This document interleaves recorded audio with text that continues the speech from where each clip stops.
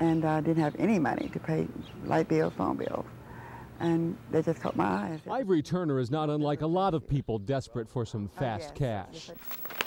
A look through the classified ads finds any number of companies promoting sales leaseback deals. They're not loans. Instead, the customer sells property they own, like a television or a car, to the company, and then pays rent or lease payments to keep using their stuff.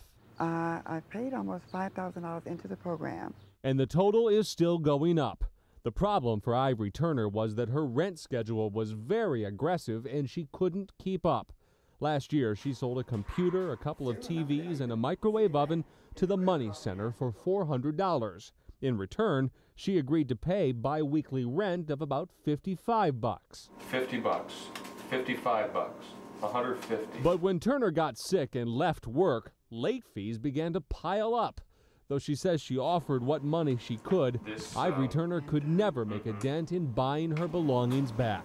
You don't ask about it, you don't get told. So I never asked, and the money was going to rent my own stuff back to pay off my debt.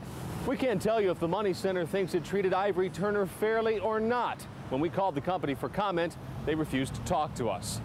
But a San Antonio attorney who has successfully fought Texas efforts to sue the industry argues that as long as companies like this follow the rules on the books, they offer a valuable service to people in need of fast cash. It borders on loan sharking by the very description of the complaints we get. Dan Parsons says the Better Business Bureau regularly gets complaints about sales leaseback companies.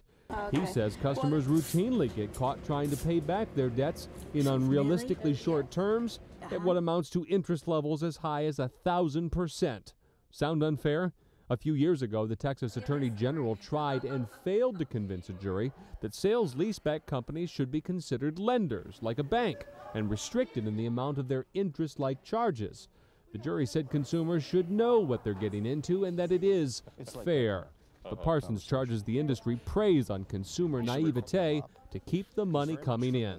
Will their property be taken away from them? Not immediately. That's really not the intent. The intent is to continue to renew the sales leaseback agreement and keep the consumer in it paying at the high interest rate forever, or as long as they can get it. While the Money Center did not want to talk to us, they did talk to their customer, Ivory Turner.